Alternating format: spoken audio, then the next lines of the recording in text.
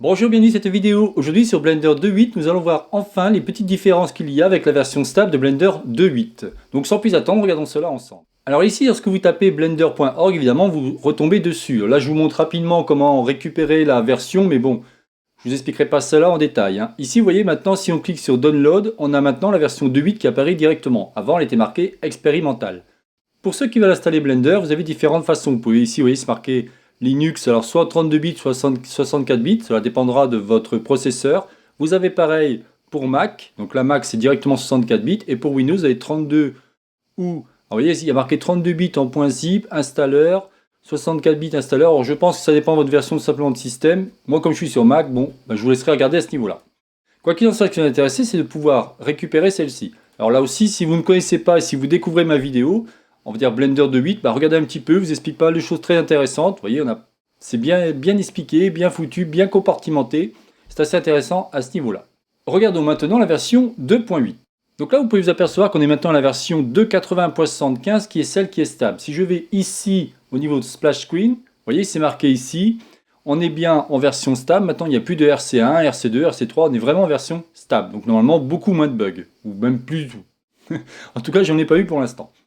Quoi qu'il en soit, pourquoi je vous fais cette vidéo, c'est pour vous faire un petit tour d'horizon, afin de vous expliquer un peu toutes les choses et surtout comment je vais travailler maintenant que ma version est stable. Parce que bien évidemment, je vous ai fait plein de vidéos depuis, je crois que c'était octobre 2018.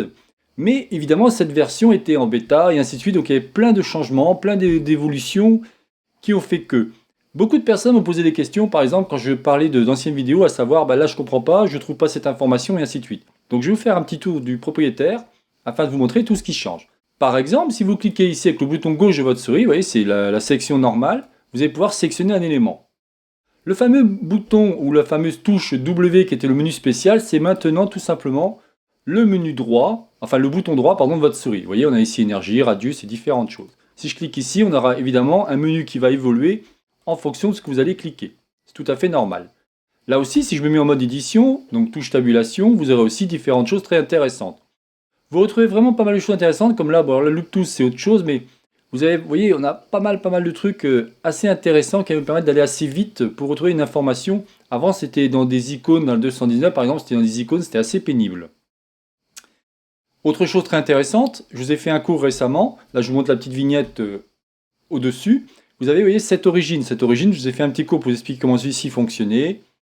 Et après, le reste, on verra ça tranquillement. Alors regardons maintenant ce qui va intéresser, c'est au niveau Edit, Preferences.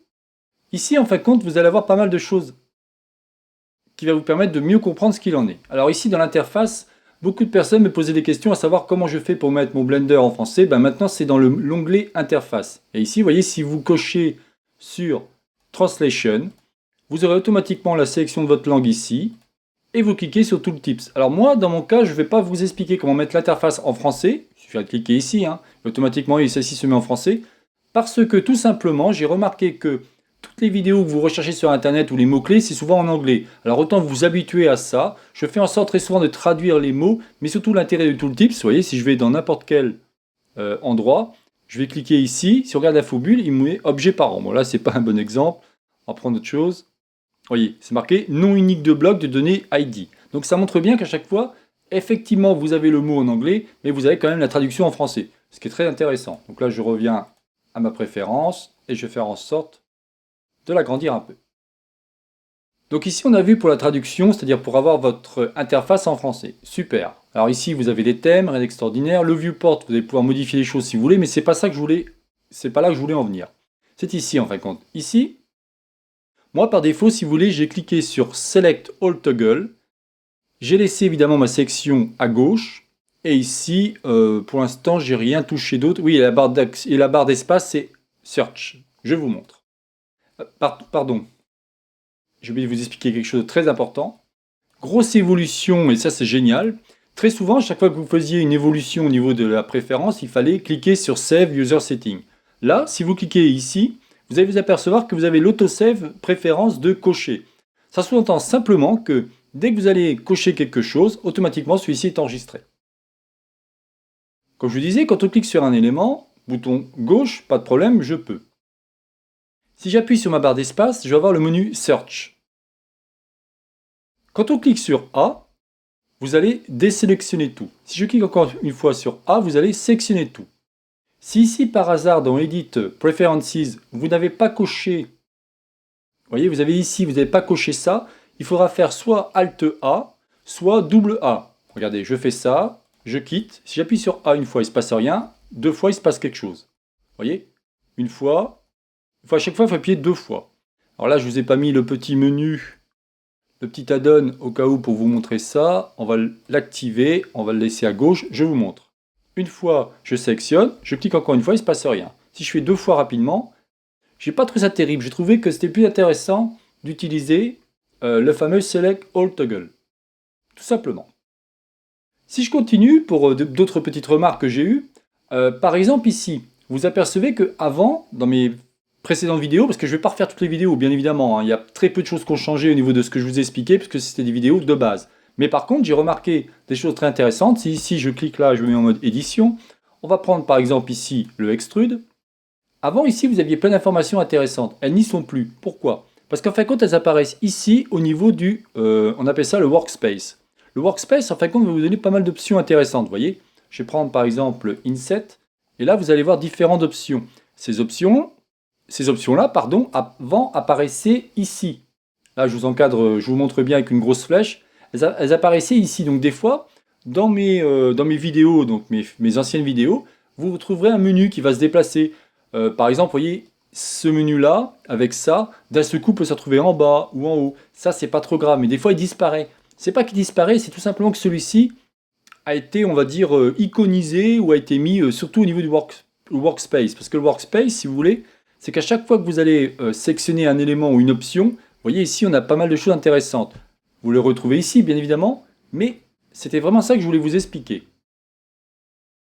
Ensuite, bien évidemment, ici, on retrouve les grosses nouveautés de Blender 2.8, c'est-à-dire que vous avez directement des onglets où vous allez pouvoir, vous voyez, par exemple ici, l'UV Editing, la Texture Padding, le Shading, c'est-à-dire pour mettre tout simplement vos éléments. Vous voyez, on a directement un truc, alors à vous de modéliser, hein, il n'y a pas de souci à ce niveau-là. Si je reviens ici, alors on va continuer l'animation. Je vous ferai des petites vidéos là-dessus pour vous expliquer un peu tout ça, mais j'essaye pour l'instant de me concentrer au niveau de la modélisation. Certaines personnes là aussi m'ont posé des questions à savoir comment on fait de l'UV map, comment on fait pour mettre une texture sur un objet, ainsi de suite. Comme je disais, alors avant je vais continuer, pardon, donc le rendering, le compositing et le scripting, c'est-à-dire c'est en Python, tout simplement. Comme je disais donc par rapport à ça, il faut savoir que dès que vous allez créer un objet, celui-ci, regardez, je le fais, je vais le supprimer, je vais faire Shift A pour mettre un cube, là rien d'extraordinaire, mais si on regarde ici, par défaut celui-ci a toujours des UV générés. C'est-à-dire que si je reviens ici au niveau de l'UV Editing, lui a déjà le dépliage UV. Je vous expliquerai ça, vous inquiétez pas, mais c'était vraiment important. Et si par hasard vous voulez mettre une image, bah, vous allez ici, vous faites New. Là, au niveau de Base Color, vous cliquez ici, vous cliquez sur Image Texture. Donc on va mettre Open, on va prendre n'importe quoi. Hein. Par exemple, on va mettre cet œil, je mets n'importe quoi, hein, c'est juste pour vous montrer. Hein. Donc celui-ci, vous voyez, a été mis en place. Et si maintenant je fais, alors je me mets en mode édition, j'appuie sur Z pour mettre en Look Dev, vous allez vous apercevoir que l'œil, en fin de compte, a été directement placé par rapport à votre dépliage UV. Bon, c'est très rapide ce que je vous ai montré, mais il me semblait intéressant de vous montrer ça.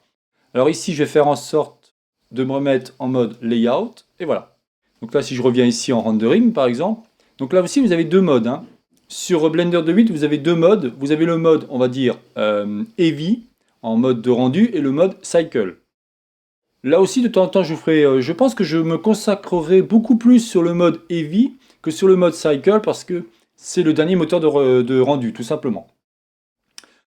Voilà, bah écoutez, je pense que je n'en dirai pas plus cette vidéo, c'était juste pour vous expliquer qu'il y a plein de choses qui ont évolué, il y a peut-être des vidéos qui peuvent perturber parce qu'il y a des menus qui ont disparu, enfin qui ont été déplacés. C'était donc la chaîne Savoir pour tous, réalisée par Jean-Michel. Si vous avez aimé cette vidéo, n'oubliez pas de liker ou tout simplement vous abonner à ma chaîne. N'hésitez pas à me faire des commentaires, des remarques ou des questions, poser des questions, il n'y a aucun problème. Sous réserve, évidemment, ça parle de mes vidéos que je vous ai fait actuellement, parce que si vous me demandez quelque chose de plus complexe, j'essaye de suivre différentes étapes, justement pour pas aller trop vite, pour que les personnes ne soient pas noyées dans toutes les informations que je peux donner. Je vous souhaite donc une bonne journée, et à la prochaine vidéo. Bye bye.